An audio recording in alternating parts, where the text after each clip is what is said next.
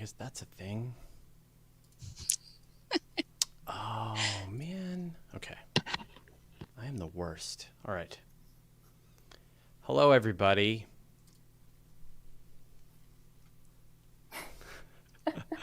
Let's see if people will say hello to us. I hope so. We deserve it. Okay.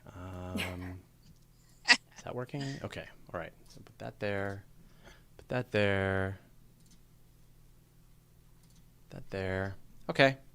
All right. Forgot to put the chat up. And what? Did I put the wrong chat up?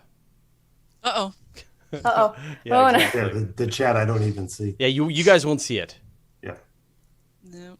No, I put the weekly space. This mysterious ghost I'm okay. chat. I'm okay. I'll be all right. Except it's not working. What? Weird. Okay, you know what? We're just going to go without chat today. Sorry, everybody. That's Chat amongst yourself. Fine. Yeah, just talk on YouTube. Just hang out with each other. It's fine. It's fine. Yeah, you'll be all right. You'll be all right. There you go. Everyone's going to say hello. Yeah, I know chat is not showing. I know, Nancy. I just said that. I just got the reminder from YouTube on my phone. So You got the reminder For the to weekly join the space- show? To watch for the the weekly show? space hangout. Yeah. The reminder on the phone just shot out. So Excellent. I think that's the first time that's ever happened. That a person got the reminder when the show was supposed to happen. Because like most of the time I get I see in the chat people are like, oh, thanks YouTube for letting me know 1 minute before the show ends. Yeah. Yeah. Like, It's perfect. the worst. Yeah. No, it just Hey, everybody went say out. hello to us, and then I'll say hello to you. Hello, Fraser. Not you. Oh, sorry. Hi, Pam. I'll say hello to you. Yeah. No, the chat will say hello to us, and I'll say hello to them, and that way the Okay. people who show up early will get acknowledged. That's the way we roll. All right, I think you've all had enough time. Hello to Fifth Dimension, Six Bob Ohms, Ben Kalo, Bob Moeller, Corey S, David Dunn, David Fairweather, Frank Tippin, Harry Patrick, Ian Farquharan, Jay Broder, John Suffel, Johnny J, Larry King, Lillian Brennan, Luke Duke, Michael Harmer, Nancy Graziano, Ray Cornelius, Rich Wilson, Tom Van Scotter, and Zap Van. Hey, everybody, welcome. There you Hey, go. everyone. Six Bob Ohms is saying they got their notification as Oh. well. Yeah, actually, a bunch of people are saying they got their notifications. Things are Never working received. correctly. I've Yeah. never received a notification Yeah, from David Dunn, I got a 30-minute YouTube. warning and then the actual post. It sounds like some engineers have been working overtime on this now. Wow. Yeah, that's good though. Yeah. People keep asking me if I've seen For All Mankind. It's apparently the new season. Has anybody been watching this? Isn't that on No. Apple TV? Yeah, it Yeah. just came out. Everyone's been raving about it. I haven't Yeah. done the Apple TV thing in general Yeah, yet, yeah, but me either. it seems really good. I'd give it a shot for sure. Yeah, I'm waiting for my wife to buy a new iPhone, and then Nice. Oh, that's true. You get it. With and then you get like a year of Apple TV. So Interesting. we'll catch up at that point. I've seen the previews. I haven't watched it though. Yeah. Now, did you see Stowaway? No. That's the Not new. yet. There's so much good new I know. space Yeah. and sci-fi. I'm like, I can't keep up with it. There's- It all looks really good, you know? Yeah. There's too much TV now. Yeah, it's like Yeah. I got to work sometimes too. So. Like, I'm sure I would love all of it. Yeah. Yeah. It's okay, but Scott Manley did the science. What do you call it? Advising? Yeah, the science advising on the show. So the sort of a lot of the ideas in the show were looked over and devised by Scott Manley, and you can I love that. definitely feel it. It was there was a lot of really great ideas in there that were very well thought through. I just barely got through the last season of The Expanse, so I just barely caught up with that. So. Yeah. Okay, I think we'll start the show. Okay, I'm going to put you all back in your boxes. I know it won't feel any different to No. you, but on to me. Do the mime thing. Yeah, right. Yeah, we usually do the He's putting us Brady. back in the box. Yeah, we do the Brady Bunch thing where we look around. Okay. Oh my God, yeah. Yeah. It's not the worst idea. Okay. Here we go. Hello and welcome to the Weekly Space Hangout for Wednesday, April 28th, 2021. I'm Fraser Kane, publisher of Universe Today. This week, we're going to be talking about Ingenuity, again, what's coming up in space, Crew 2, Chinese space station, and more. Joining me this week on my screen, I've got Dave Dickinson. Hey, Dave. Hey, I think this is show 4 of the last 5 weeks. So, I know. But I was actually scheduled for this one. I'm not pitch hitting in this one. So, well, Molly wasn't able to make it today, so could you fill in for Molly as well? I don't know what she was going to talk about. But... Doesn't matter. You just fill in for her. It'd be fine. Okay, great. And then we've also got Pam Hoffman. Hey, Pam. Hello, Fraser. Okay, and before we get into our special guest / fill-in guest co-host, I want to give a huge thank you to our good friends at the Weekly Space Hangout crew. They are our fans, they're our executive producers, they really sort of run the whole show. And so if you want to become a member of this amazing community, if you want to be an executive producer of this show and they have the ability to invite special guests to this show with those executive producer credentials, literally all you have to do is just show up and be willing to work. So go to wshcrew.space. And Nancy and the rest of the crew team will definitely accept you, welcome you into the family, and teach you how to contact astronauts, astronomers, and nag them to come onto this show. So that I don't have to. So all right. Speaking of people who have been nagged to come onto this show, we've got Chelsea Gohd. Hey, Chelsea, welcome. Hey, Fraser, how's it going? Good. So. I have been very familiar with your name for a very long time. You are, of course. Yeah. You cool. are Nice. you are one of the writers at space.com and have been like one of the longest standing writers. Like Tariq has been there for longer, but you've been there for a long time. Yeah, writing. I mean, Tariq's been there for almost as long as space.com has existed. Yeah. I mean, I've been there in every form: intern, freelancer, staff writer, senior. So I've been around the block at space.com. Yeah.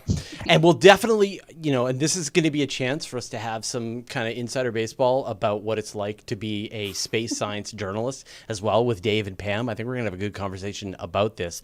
Some fun niche nerding out. But you have a well-rounded personality, and you recently spent some time on Mars. Yes, I did. I spent 2 weeks on Mars, and it was a lovely time. It's people probably are surprised to learn. They probably didn't hear it in the news that the first person on Mars it was being interviewed. It's like I feel like I would have heard about that. Yeah, no, absolutely. Yeah. So How do you pack for that? That's actually a whole thing. Yeah. So tell us about this. You're part of the High Seas program. Yes. So I was selected to be a part of a crew for a 2-week mission at High Seas, which for those who don't know, it's a research facility. It's basically a little white dome on the side of a volcano where people like me and cool researchers go to spend time and do research and eat dehydrated food. It's like a full simulation, no internet. You just have email, but 40 minutes in, 40 minutes out, can only go outside in a spacesuit, the whole 9 yards. And so I spent 2 weeks there as part of a really, really cool mission. And they do lunar missions as well, so lunar simulations. But yeah, it was a wild time. I was there for the election. I was there for the Crew 1 launch. It was especially strange for many reasons. Yeah. So how, you mentioned a couple of things already that they put in the delay, the round trip time delay to be able to communicate with Mars, the need to eat food that you brought from Earth and has been sitting in the spaceship for 6 months, and the requirement of getting into a spacesuit to be able to go outside. Which of those was the biggest pain? Which one was the toughest? The spacesuit was by far the most fun, so I wouldn't choose that. I would wear a spacesuit every day of my life. So cool. Just for the cool factor alone. It wasn't super comfortable, but it was awesome. The food was fine, but we actually had because of a number of weird anomalies. There were storms, and our water pump malfunctioned totally out of nowhere. Our generator malfunctioned out of nowhere. So we were out of electricity and water. So the food situation, it's dehydrated food, so water and electricity are pretty important. So we had a lot of strange creative meals. I remember one night was leftover rehydrated tomato paste on top of leftover popcorn, because they were the only two things left in the fridge. Yeah. Yeah. So yeah, I mean, the food situation, we made do. A couple of crew members, you know, I'm not some great chef, but very luckily a couple of crew members were very creative, made these weird energy balls out of coconut oil and a variety of powders and substances, and it was edible, which was great. Yeah, the food was the most creative part, but the most challenging. We ate a lot after we left. It is interesting that you're saying like your generator went down, you had problems with your water, and yet the experiment went on. Yes. Now, did they intentionally take your generator offline? Did they intentionally? No. So these. Yes, I mean, the commander who directs missions at high seas, Michaela, she will often make things a little more challenging on purpose, to kind of test the crews. You know, it's a research facility. It's testing, you know, the boundaries of humans' space flight, but on Earth. But she admitted, she was like, I didn't have to add anything for your mission. It was just a bunch of strange anomalies. It was also very stormy. There were a lot of really intense storms, kind of out of the ordinary on the volcano. Luckily, though, one day it was sunny enough for us to do a full spacewalk, a full EVA out to one of the lava tubes, which was, I mean, that'd be cool. Beyond cool. I mean, you know, I was sweating bullets carrying this backpack and a helmet, and I didn't care. It was just, you know, crawling through this lava tube, this like underground tunnel was the coolest thing I will ever do in my life, hands down. When about in the current pandemic cycle did you do this? Like, what was the time frame? It was November. So to get there, we all had to do a pre-flight 2-week quarantine in our respective locations. And then, you know, like 3 masks and a visor and like basically a bubble to get through the airport. And then, we had to really take the quarantine to get there seriously. And then we went directly from the airport to the research facility so that we couldn't stop anywhere and get contaminated in between. Because, I mean, if one person had gotten sick, even in the week prior to leaving, it would have been a complete disaster. That's not the news story we want to be writing. No, because I mean, you know, we do have a mission COVID. Control. They could have come and rescued us, and we could have broken SIM if we needed to, of course. But you know, we didn't want to. And mission control is a couple hours away from the facility. It's not very close. Though our mission control was actually led by Cyan Proctor, who just got chosen for Inspiration 4, and she was unbelievably wonderful as mission control. When we left the facility, she surprised us with a feast. Literally, we show up to mission control and there's this table with like fresh fruit and vegetables and queso and like soda and like champagne. She was popping champagne. Oh, good. It was so good. She is the absolute best. So going through this, I mean, one of the, I guess the feedback, the pushback that I always give when people are really excited about going and colonizing Mars is I'm like, there are 10,000 little steps that we have to learn about how to eat, how to make our water work, how to make our generator work, how to, you know, all of these things, just so many little details. And I'm guessing with each one of these missions, you're debugging humanity's existence on another planet. 100, that's perfect phrasing. I mean, literally, it was like we were debugging just basic human survival constantly, you know, because even if things had worked perfectly, you know, smaller things come up and happen constantly that you couldn't really plan for.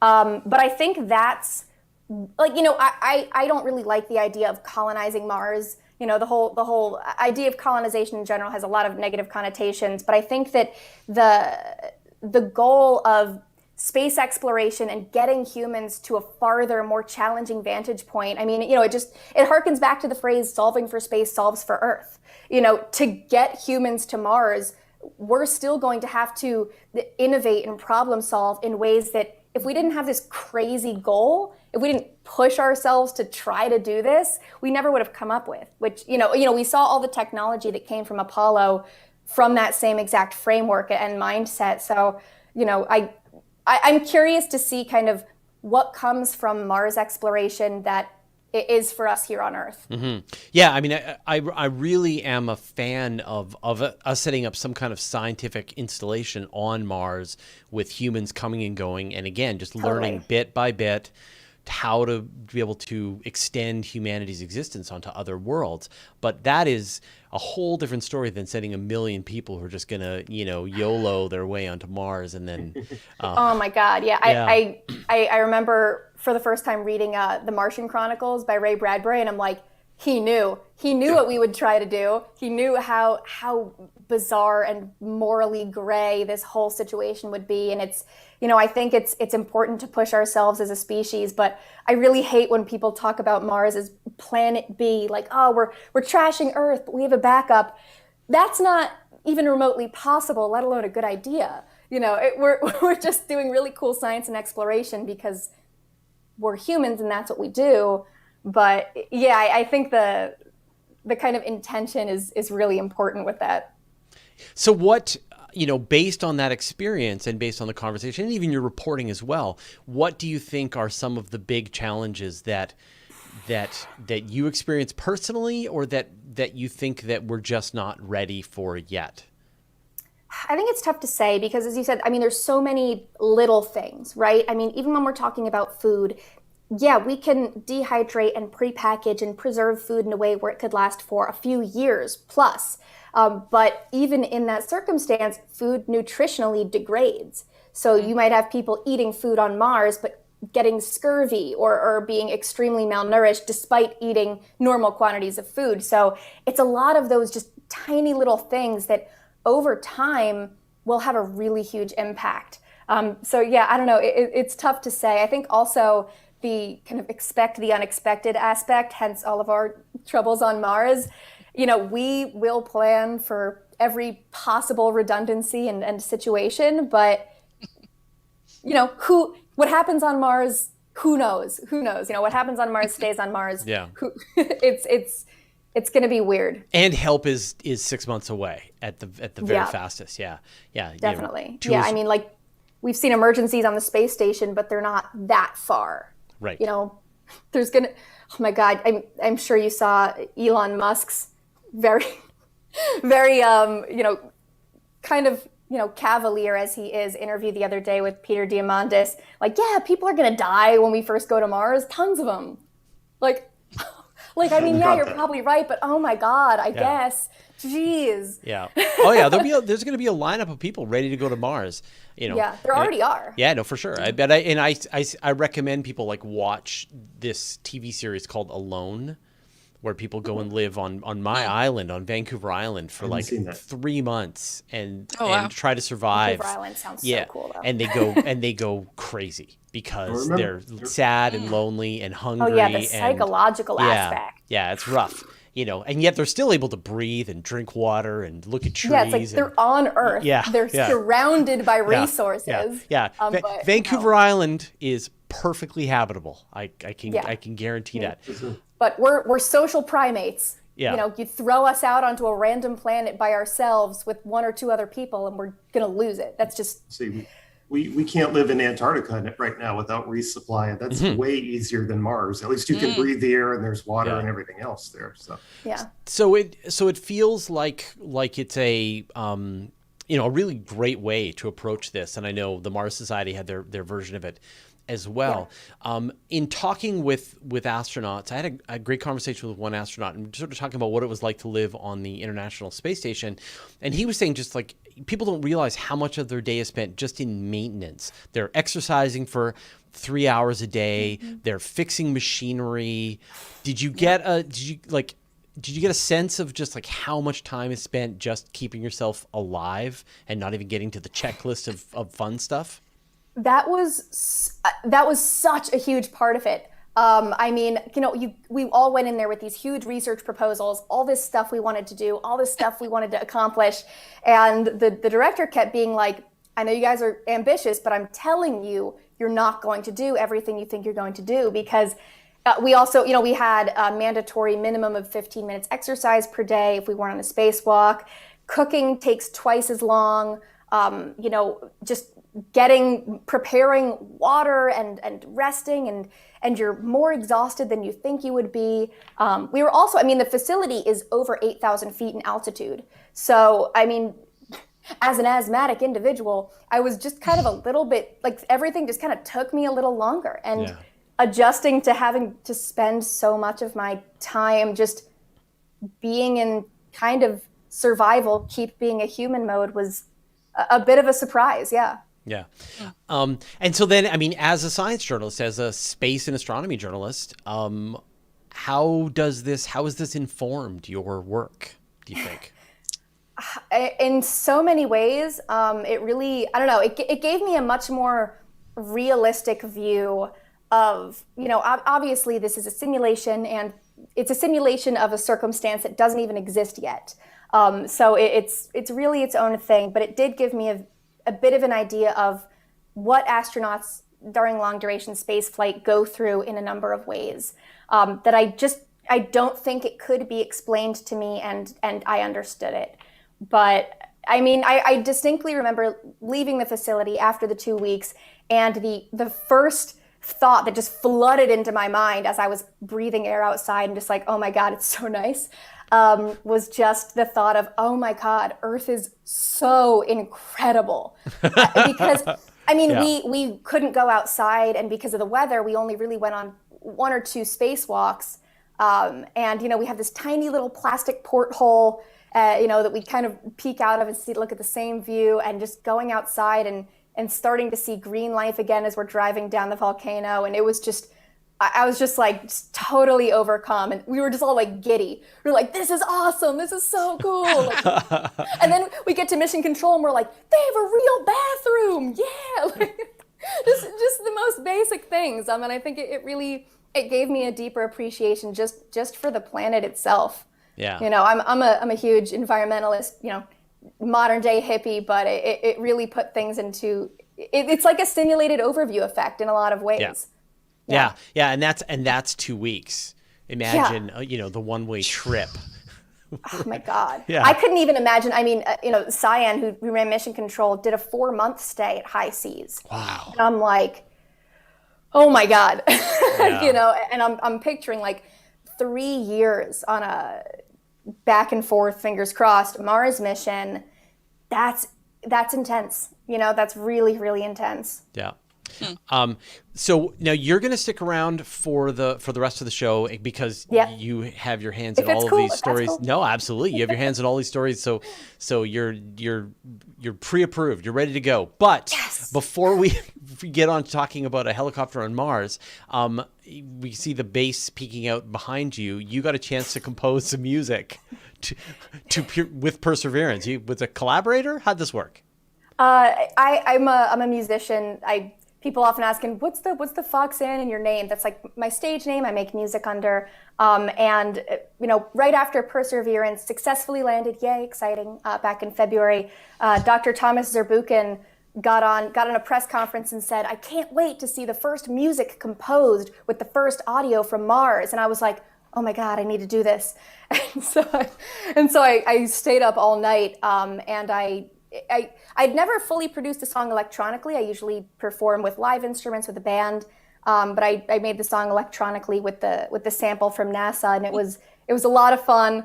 One of my colleagues over at space.com made a little music video for it with the Perseverance landing footage, and it was just so fun, and it was just such an exciting time that I was just so ramped up, so revved up. Yeah, well, that's great, because that first audio from Mars was deeply disappointing. So it was. If you crank it up really high, okay, all right, it's like a nice vibration. Yeah, but that's I like the laser fight with a rock. I liked the moving the arm around and the whirring sound. But yeah, I was expecting the mechanical sort of, sounds. Yeah, I was expecting the haunting, dusty winds of a distant planet, and I didn't really get that. I mean, the vibrational data from InSight that they turned into audio is kind of like that. It's pretty spooky. It's kind of cool. Kind of like got these little clicks and whirs and. Yeah.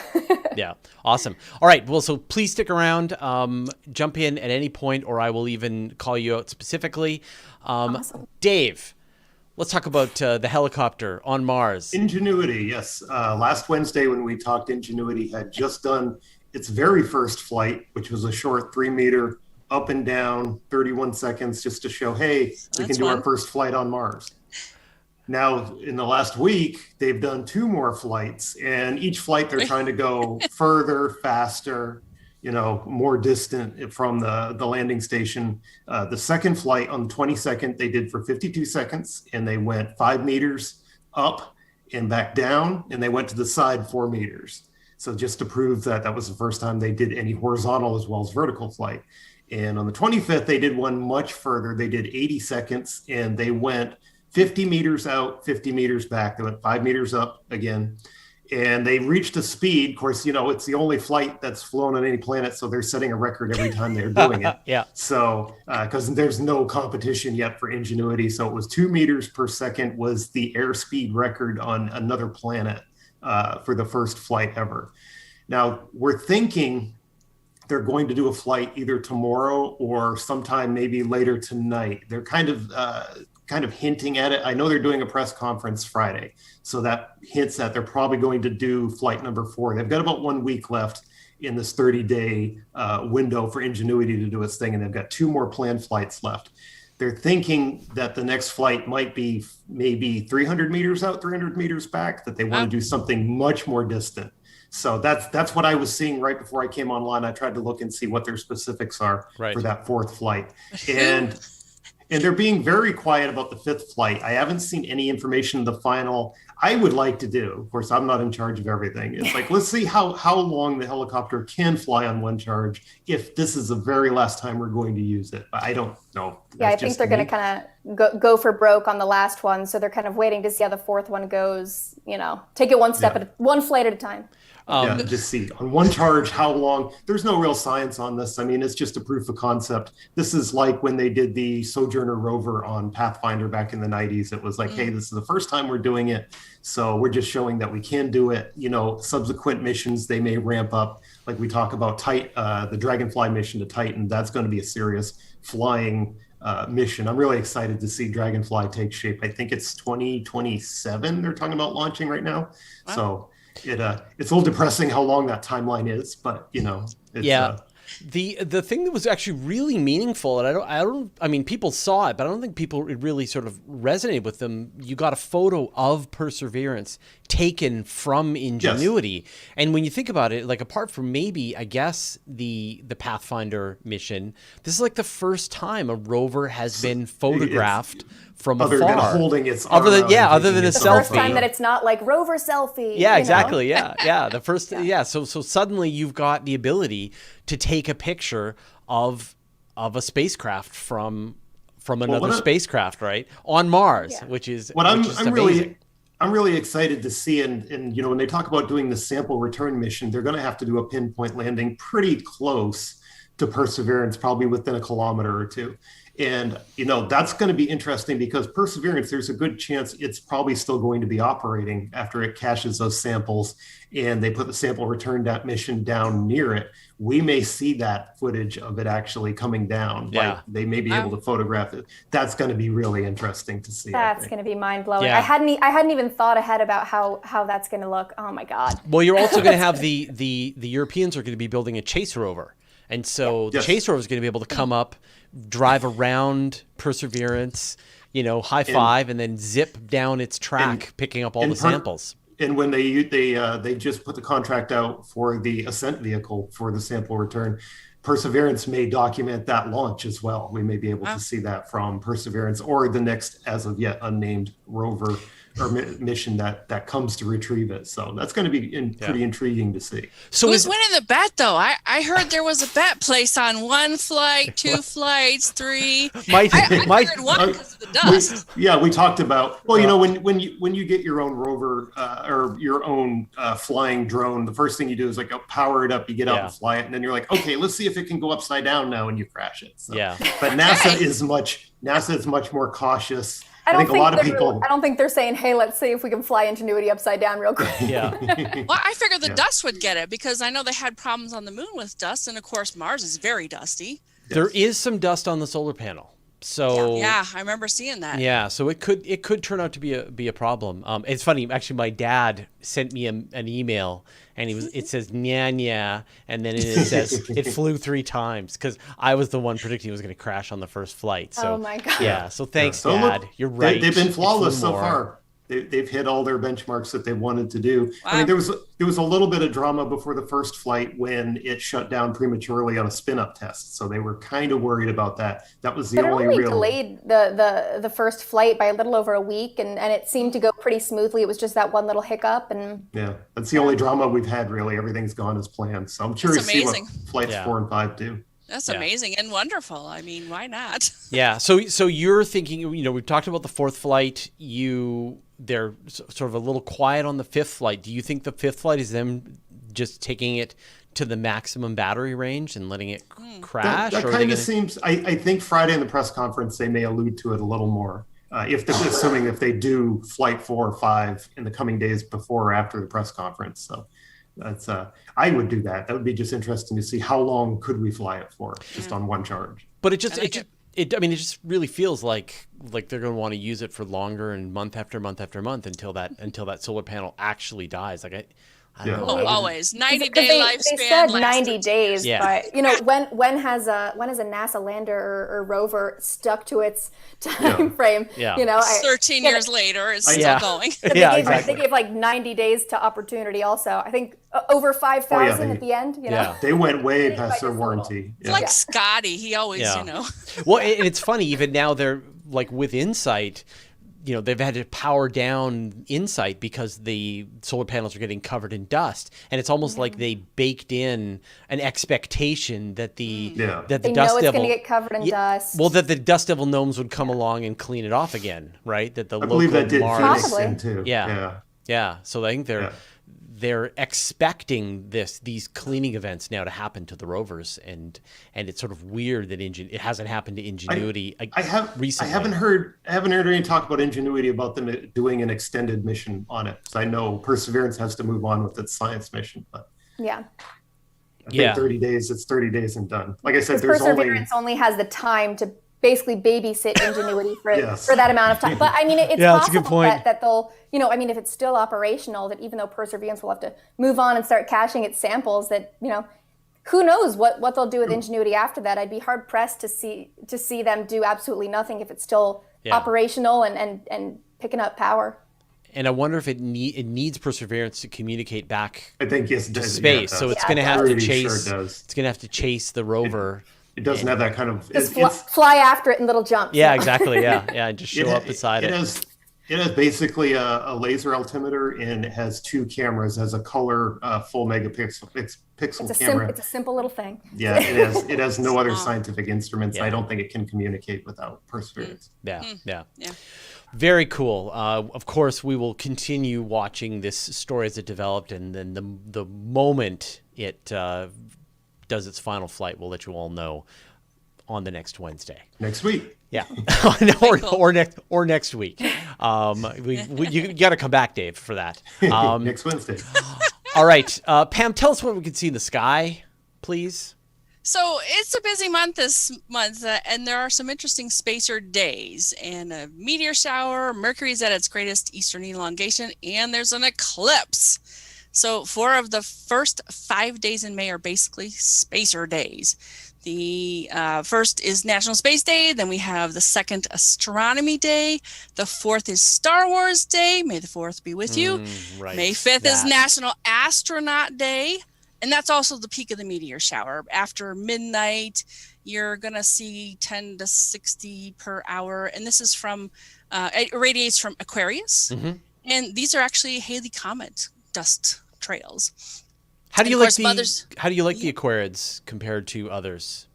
You know what? They're all different. And of course, they predict them. And then, you go out there and you're like waiting, even if it's 60 an hour. I mean, a full minute between it feels very long now, especially with all the computer access to everything. I find they're pretty elusive because the radiant is kind of far south for up north. So the Orionids, the Orionids are the other Halley's Comet one in October, and they're usually a little better. Got it. And we only hear in the news about 2 of them, so these are kind of minor league meteor showers. Which the Perseids and the Geminids? The Perseids and the Leonids, I think, get the big press. Okay. Yeah. Right. And of course, May 9th is Mother's Day. And, I do have a lot of these conjunctions, and we could go through them, or I could just post them to the group afterwards. What's the big conjunction? The Moon and... Let's see. Saturn. No. Are we gonna bet? We're gonna bet, yeah. I think we've got one of Mercury and Venus coming up. That's pretty close. Okay. I got Mercury and the Moon on the 13th. Mars and the Moon are on the 16th. Let's see. But the big thing I think is going to be the total eclipse of the Moon. However, I think we missed that on the East Coast. Yeah, it's on the 26th, and it's actually mostly the Pacific Ocean is going to get this eclipse. Hop on a boat. Interesting. Tell me more. Tell me more about this. When? Yeah. So will I get it rising or setting? A little bit.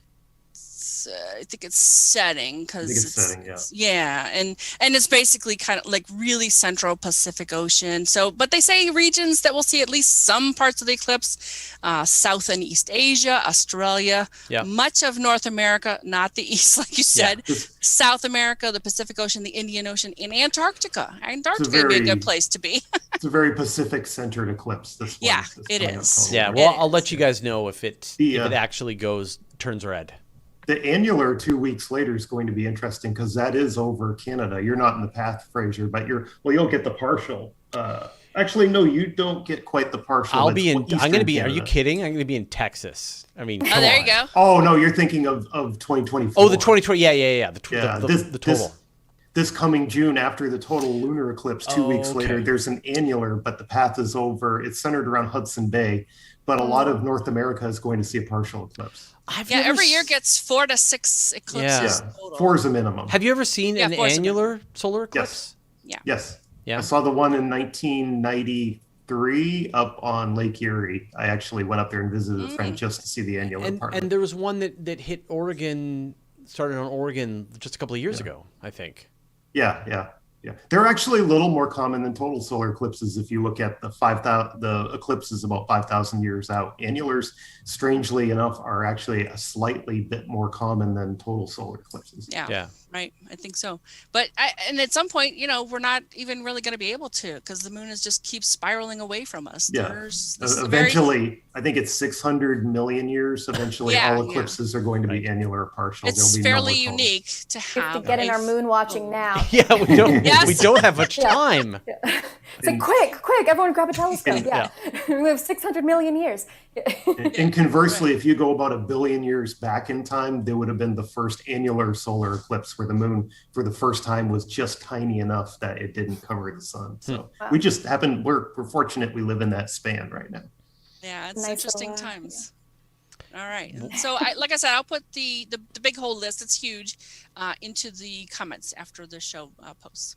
Okay, great. Awesome. Oh, I forgot one. National Twilight Zone Day. That's a thing. When is that? May the 11th. All right. I know. It's weird. On July 4th, they always do an all-day Twilight Zone marathon, but it's not on Twilight Zone Day.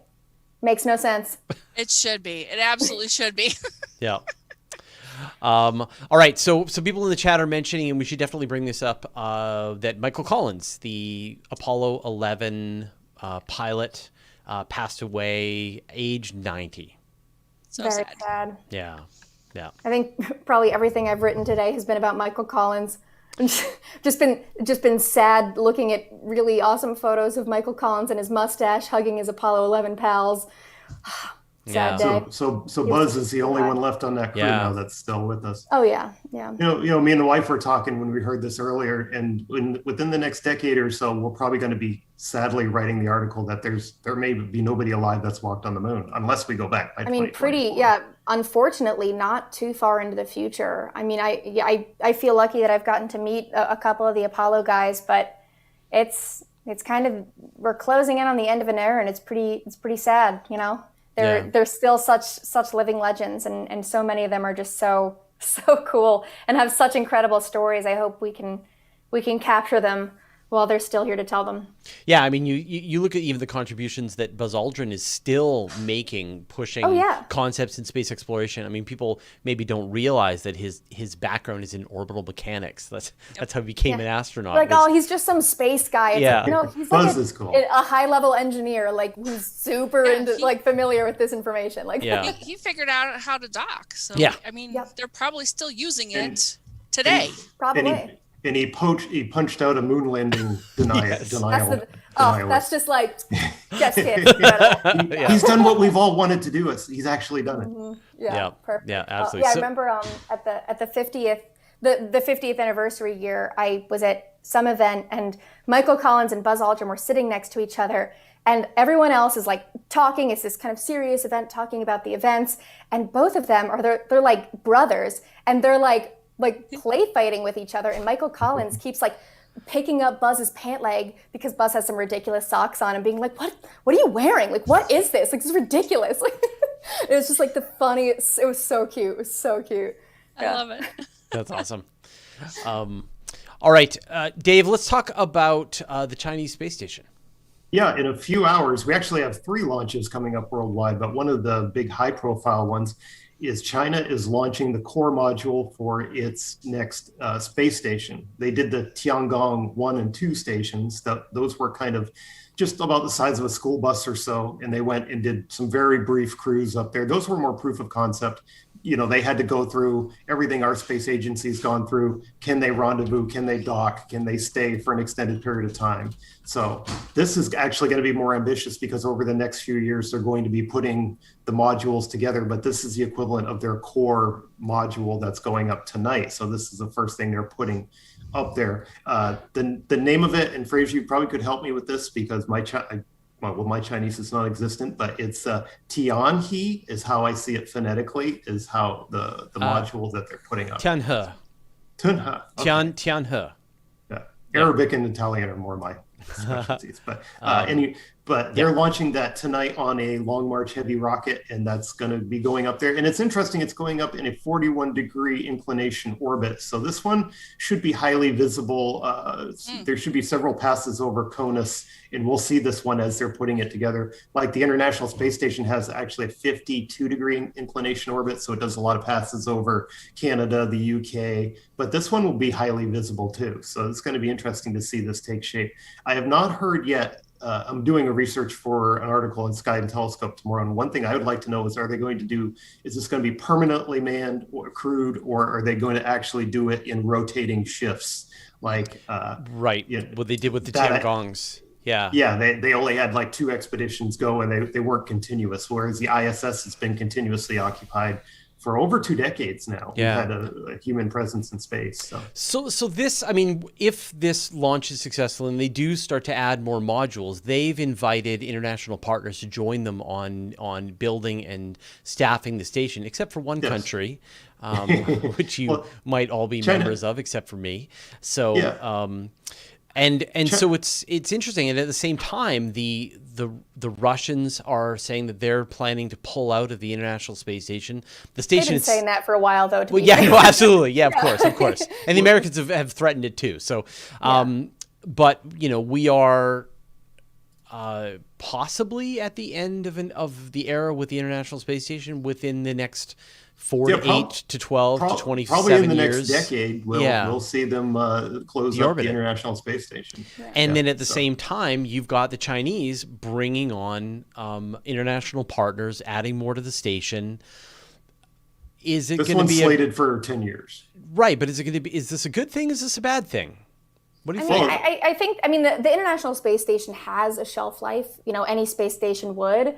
So I think that if the way they're talking about it and having that international cooperation go forward, if that is true and holds true, I think that it could be a good thing to kind of have two international space stations in a way, because the more space stations, the better, the more research we can do, especially with commercial growth. But I think it just depends on how it actually plays out. I think it's, if everything is as they say it is and is going to be, then it'll probably be a good thing, but it's kind of tough to say. Yeah. Part of the reason China's always been absent from the ISS is because of the US, what they call ITAR restrictions. Basically, we can't trade technology with China. So they've always been very, they've been the one nation that's been conspicuously absent from the ISS. So yeah. And at the same time, you've got the Chinese opening up international researchers to come use the FAST telescope, and again, same problem. Americans can't do it, but they're about to land their mission on Mars sometime in May. They haven't released the actual date. It's in orbit. Coming up, though. I'm excited. Yeah. So that's going to be a big thing coming up in May. It's very ambitious that the first mission they're doing to Mars is an orbiter lander rover combo. That's very ambitious. I guess go big or go home. Then if only the orbiter works, at least you have an orbiter. Well, they did their lunar sample return last year, and that was that was successful. So that was successful. Yeah. So it's definitely growing quickly, and just sort of on top of this, did you see the story that they are a Chinese company is building essentially, or planning, or have announced, or have drawn a pretty picture of a spacecraft that looks surprisingly similar to Starship. I saw that briefly. I didn't get a deep dive into it. I can only imagine SpaceX is not thrilled. Well, I think they would be. Because I think Elon Musk has been trying to push people into this age of reusable rocketry, and everyone has sort of thought he's crazy, and now they're starting to run. Now they got the lunar lander contract. Well, everyone's with got NASA. Rocket Lab is rolling out their new rocket. Right, exactly, and the and the United Launch Alliance with their rocket, they're at least making the engines reusable. Europe is considering sort of going back to square one and thinking about how to build a reusable rocket system. So now people are looking to compete with the Falcon 9, but Musk has already won the contract to put humans on the moon with the Starship. Oh, that's a whole thing. Yeah. Yeah. And so it makes sense to try to aim where SpaceX is going, not where SpaceX was in the past. I mean, it makes sense, kind of the precedent they're setting with reusability. I mean, not that they're really run by the same people or in the same way, but you see it with Tesla kind of making electric and hybrid vehicles more so the norm and a status where, every car company has one now, where 5-10 years ago, it was super unheard of that they would even exist. So I think it's a positive kind of change in the tide, at least as far as reusability is concerned, for sure. Whether you love them or hate them, Starlink, SpaceX's Starlink, the launch cadence this year in 2021 has been pretty breakneck. They've been doing a Starlink launch almost every week. They got one on Star Wars Day coming up. There's one tonight coming up, and this is launch number. This is batch number 24. So it's incredible that they've been keeping up that launch cadence of once a week, once every other week for Starlink. And the fact that they've totally designed their Starlink satellites to not become space junk intentionally, which is also something that really wasn't heard of before. It's like, do we blast lasers at space junk? It's like, why don't we just put things in space that aren't going to become garbage? Yeah. A few of them have re-entered already. I track re-entries, and a few have come down already. They're starting to re-enter. I was actually wondering, this idea of low, bizarrely, ironically, low orbiting satellites are actually the safest, least space junky stuff that you can launch into space. And I wonder if you could, because they deorbit themselves within a couple of years, just automatically. So if they don't deorbit as planned or whatever, that they just will in a few years, they're just so close. And I wonder if you can start to build constellations of other purposes, like Earth observation or weather satellites, and instead of having one massive satellite, have 1,000 little weather fleets. satellites. Yeah. And they're all Yeah. designed to come crashing back into the atmosphere. And so you can make the problem of space junk go away. The terrible price we pay is losing our sky for astronomers. But apart from that, I don't know. Just got to go out there. Always pros and cons, you know. Yeah, exactly. Yeah. Just got to go out beyond it all. We got to get past the satellites. We all just have to go to space. Everybody gets a space telescope. Thank you, Yeah. Pam. Exactly. Yep. Yes. I read an interesting article in Sky and Telescope on the Starlink problem with the upcoming, like the Vera Rubin telescope, the LSST, and all these big megascopes that are coming up.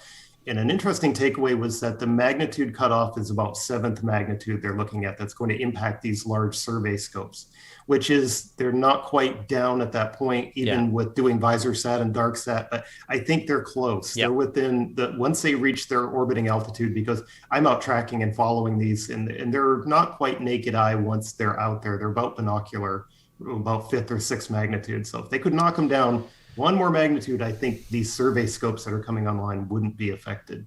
Yeah. I mean, it's so early on, and because they deorbit so quickly, I would imagine that within the next couple of years, their DarkSat or VisorSat technology is going to be that much better, and hopefully, I mean, we'll have these cool fleets of satellites doing science and providing things for Earth, but not being as obstructive as they currently are. Yeah. One thing I've thought about tracking satellites is the Department of Defense, I think, and DARPA has some of that technology that I think they just don't. That's proprietary. Because I don't think they're dying to just hand it out to space. There are some classified satellites that we follow in sat tracking community, like the LCROSS 5, that are known to pull vanishing acts, and they think that they have some kind of dimming technology on these. I'd be surprised satellites. if they didn't. Yeah. It's either is something. is the service available yet? Starlink? Actually, I have a Garriott- Starlink. Yeah. Richard How's Garriott it- was tweeting about how he uses Starlink internet. How does it work? Is it actually like doing what it's supposed to do for you? It's amazing. Oh, good. Yeah. Yay. Yeah. You get about 200 megabits down, about 50 megabits up. I get about 18 millisecond ping times, and it goes completely offline for about 2 minutes every hour. So okay. so I can't rely on it. I'm not using it for this show. I was gonna say, I feel like your connection's too good. Yeah, it's definitely been working. So no, but it is. They're going to run away with it. I mean, it's just like I bring up this story every now and then. My parents live on this island off the coast of the bigger island that I live on, and the internet service there is terrible. And so they've been waiting. They get like 3 megabit speed with their broadband, but now like a bunch of people on the island have started to get Starlinks, and they're just because they could never. My parents live on the part of the island that can get some internet. The rest of the island can't get any internet, and now they're all getting Starlinks, and they're all just lording it over the old people who used to get. Is this like the Thneeds? Is this like a Dr. Seuss story? Anyway, yeah. Lorax, yeah. OneWeb just launched another batch of satellites too. I don't know when they're going to go live with their service, but the Chinese have announced they're going to do theirs as well. So whole drama with the Starlink and OneWeb satellites that weren't going to crash. Yeah. Yeah. I do remember. All right. Well, we're reaching the end of our hour. Dave Dickinson, tell us what you're working on and where people can find out more. I am at AstroGuys with the Z, and I'm tweeting everything going on in the sky worldwide to get eyeballs in the sky. Frequent contributor to Universe Today and Sky and Telescope, and the new site, Mike Simmons' new site, Astro Gear Today, where I'm doing gear reviews, that large binocular review that just went in about a week ago. And I am writing about the Chinese launch of their core space station for Sky and Telescope, assuming it goes off in a few hours. It should be live, incidentally, on CCTV. I think they're state-run television, these high-profile missions sometimes, and they have a YouTube feed. So assuming it launches, I'll be writing about that tomorrow. And I've heard you've written a couple of books. Yes, I've written with Universe Today, Ultimate Guide to Viewing the Cosmos with Fraser Cain. Good-looking book. And we did the second one last year during the pandemic, came out. That's our field guide to Deep Sky Field Guide. And I've got some ideas kicking around for, I think in a few months, I might be mentally ready for a book every other year isn't a bad pace to maintain. Yeah, I'm impressed.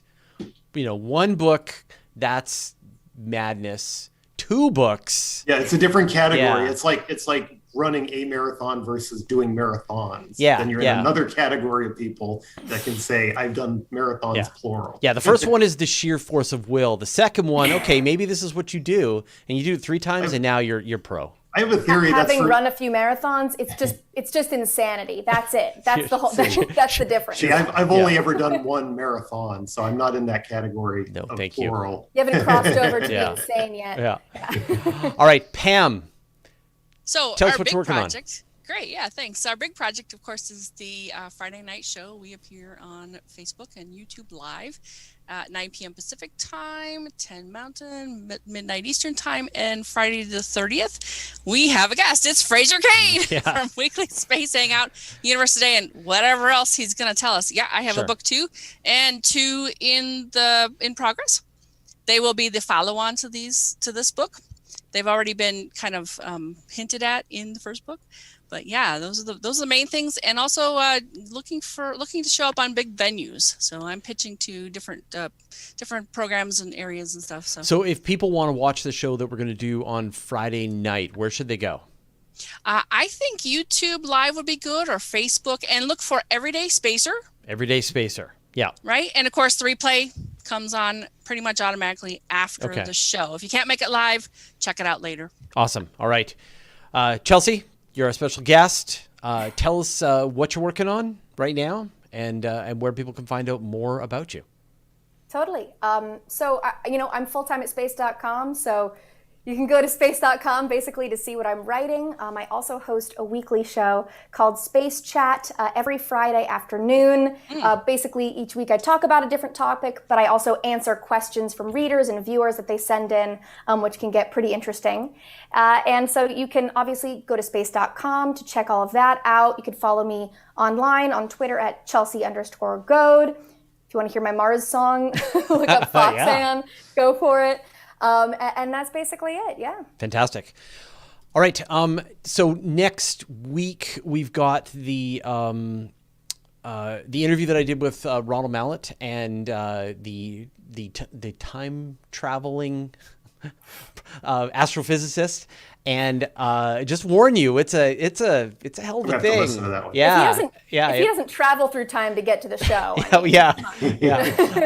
It was normally we do these prepared interviews and they go for like 15 minutes or so or 20 minutes, and this one, like, I knew time no longer had any meaning, so it's a very long interview. So just buckle up, prepare yourself next week, bring snacks when you watch the show next week, because it's going to be both the show and then also a very lengthy but absolutely fascinating interview, and so I think you're really going to enjoy it. I also have been doing still a ton of really fun interviews over on my YouTube channel. So if you want to go and check those out, of course. And then, of course, Universe Today and all the things. All right, I'm going to put everybody back on the screen. So Chelsea, if you want to know, Dave is to your left. Is that right? There you go. Yeah, there you go. Yeah, and Pam is above you. Yeah. Got to retranslate. Yeah, all right, we got this now. Okay, great. Yeah. So thank you, everybody, for joining us this week on the Weekly Space Hangout. Thanks to all of the moderators and all of our friends at the crew, everyone watching us on YouTube and on Twitch. We really appreciate you taking time every week to join us on this silly thing that we do. And thanks to all my co-hosts. Absolute pleasure to hang out with everybody every week. Likewise. And stay tuned next week. It's going to be a great show, so definitely come back, and we will see you all then. Thanks, everyone. Bye-bye. Night, John Boy.